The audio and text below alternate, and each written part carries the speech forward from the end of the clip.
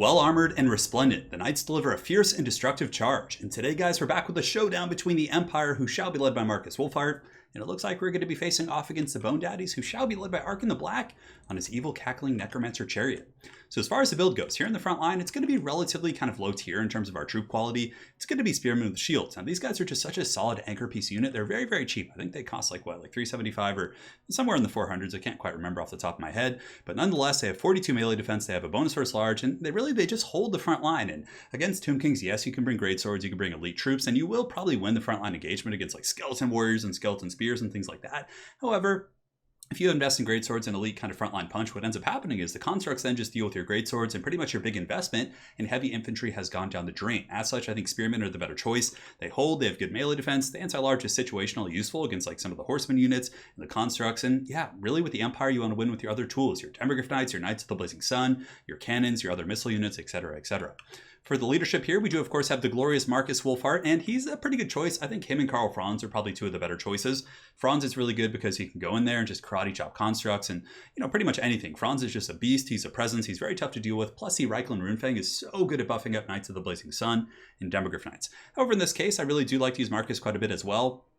Great AP values, bonus first large, he can snipe out constructs, he's really good at gooning out characters, so if they have like Cetra or a Tomb King or anyone like that, he's going to be able to focus shot, amber bow, and his net is just so good because this fight does often come down to big timing strikes with cav units and cav engagements, so having that net to make sure you get the good engagement is just game changing. So we have big Papa Markus down there. In the back, we do have our sweeper squad of Demogryph Knights with halberds, who are going to be teamed up with the Warrior Priest, who does have the Hammer of Sigmar and Grand Soulfire. Soulfire, of course, very good against light armor, clearing out skeletons, King Nikesh's Scorpion Legion, you name it. Two groups of Knights of the Blazing Sun, because you can see we have pretty good anti-large. We have two cannons in the back, we have an Amethyst Wizard, we have Markus for sniping, a lot of gooning potential. However, the one thing we lack is kind of anti-infantry, and you can see my opponent here, Mr. Iggy, has a huge formation of infantry. I mean, Skeleton Spears, Nehekar Warriors, which are, kind of mid-tier quality, so we need something to deal with them. So to deal with them in the anti-infantry game, we do have Outriders with grenade launchers, and these guys just actually do a metric ton of damage against the skeletons and lightly armored troops. Very, very fun unit that I've been exploring lately. We do also have two groups of the Knights of the Blazing Sun. So these guys are excellent shock cav, and honestly, they don't do badly against big targets either. I mean, it's not the best, but the fire damage can be pertinent in this matchup. But more importantly, they're just really good at shrekking these infantry and fending off the skirmishers of the Tomb Kings.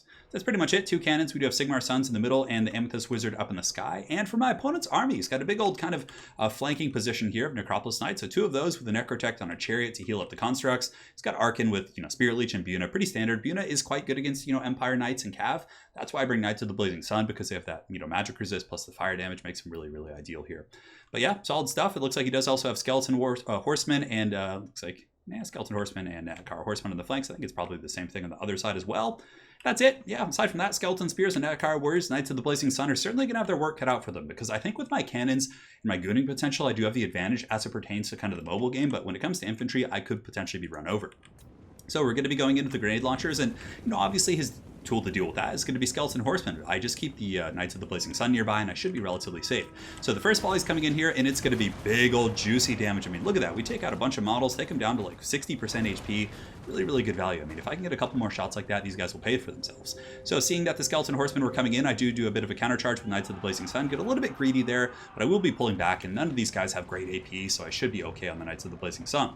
On the other side of the battlefield, my opponent wisely hiding behind some rocks, so it reminds me of playing a tabletop 40k. He's going to be hiding most of the troops back here, avoiding my cannon fire, but for the most part, I'm okay with that. I know they'll have to come out, and there's still some pretty good separation. Therefore, I can get my spearmen and other troops and kind of screen them out. So here I do use Markus's net on the Skeleton Horsemen and the Car Horsemen. They were kind of coming in and teasing a little bit. They were probably going to pull back to spears, so I net them down, and I get a huge Knights of the Blazing Sun charge, and they are just so well designed to kill lightly armored troops. So you can see the Car Horsemen and the Skeleton Horsemen are just being dumpstered by the Knights of the Blazing Sun. And I've barely taken any damage back. I think I've maybe taken like 2 or 3% of my HP damage. On the far side, same thing's happening. Knights of the Blazing Sun are screening out the Skeleton Infantry and Skeleton Cav, and the Outriders with grenade launchers generating really good value, up to 36 kills, and they've done a ton of HP damage to some of these pretty good Tomb Kings infantry. Now on the wings here, you can see that the Bone Daddies are going to be coming out of the Rat's Nest here, so the Necropolis Knights are going to be pushing in. I drop a Spirit Leech here on Arkin the Black, and the cannons are just singing into those Necropolis Knights, doing really, really good damage. Now, the one issue is I don't, of course, have the nets from Markus anymore. Arguably, it might have been worth saving, but I think the value I was able to get on the Skeleton Horseman and Netcar Horseman was probably worth it. It takes away backline pressure. Now, on the front line, we're going to have some loose fighting. Skeleton Spearmen are going to be, or my Spearmen are going to be holding back his initial charge. And we're just kind of playing cat and mouse here. But I don't mind playing a little bit longer, so I send in the Warrior Priest as a bit of a distraction Carnifex. I'm like, okay, he's probably going to see this and swarm. Warrior Priest isn't, super squishy, so I can use the Soulfire, then I can countercharge, and the cannons, of course, are going to be able to do some good work. So here, Demogryph Knights do charge in. He gets a nice little surround here with the Necropolis Knights, but here comes the Soulfire. Warrior Priest does take quite a beating, but now my Knights of the Blazing Sun are going to be coming in for Sigmar or Meridia or whoever they worship. We're just going to say Sigmar, whatever, it works. And they get a huge charge here. Necropolis Knights, aren't the tankiest of lads. They have 32 melee defense, so that charge with the spears following up, and you can see the Tomb King's position here is just getting destroyed by the might of Sigmar. Demogryph Knight's doing good, Warrior Priest holding his own. But really, the main issue for me is the front line. You can see Netcar Warriors are pushing up. They haven't engaged Sigmar's Sons yet. Maybe he was kind of delaying that engagement. Over here, he's able to get some good work, but I do also use the Knights of the Blazing Sun as kind of a frontline supporting unit. So yeah, the Spearmen would eventually crumble here against all this pressure, but using the Knights of the Blazing Sun to kind of hold these guys back is going to be very nice. And on the far side, some Netcar Warriors are a little bit caught up on the spears. They should certainly be moving through right now, like just being force pathed towards the cannon, because they're mucked up on the spears. They don't need to be there. They're generating very little value, so if they came back here and started pushing the cannons, that would be much better. Spearmen from reserve are going to be pulled in. My Outriders with grenade launchers are also going to be pulling back. And the Amethyst Wizard is going to be going after Arkin the Black, who is trying to shut down the cannons to the best of his abilities, but he is taking a ton of fire from Markus Wulfhart. Markus, of course, has a bonus first large of 120. Good arcs of fire with the bow and just unleashing shots and really doing a ton of damage. Granted, it looks like he just hit some friendly fire and maybe took out one of his own cannons. So over here on the flank, it actually gets a little bit scary, and my opponent does kind of pull the bounce of power back towards the middle. It was very heavily in my favor for quite some time, but the Ushopti summon plus the Skeleton Spears, and also he did use the Arkin the Black summon, so Arkin can summon troops, and he summoned them behind my cab units, which was very, very strong, and it kind of trapped my Demogryph Knights and Knights of the Blazing Sun in. I couldn't get those cycle charges, plus the Ushopti summon, he was able to get some really good value. However, the Arkin the Black is cackling no more, for he has fallen to the might of Markus Wulfhart, and I do also use my Hunter's Snare to basically just mitigate the effectiveness of the Ushopti, because as they come forward, they're going to be degenerating. They're a summon unit. I just want to kind of hold them in place. So the brave Sons of Sigmar are going to be bracing, spears braced, and here comes the charge of the Ushopti. They should be able to hold these guys back. There's going to be some infantry. Yeah, looks like Netcar Warriors and some Skeleton Spears coming over there as well.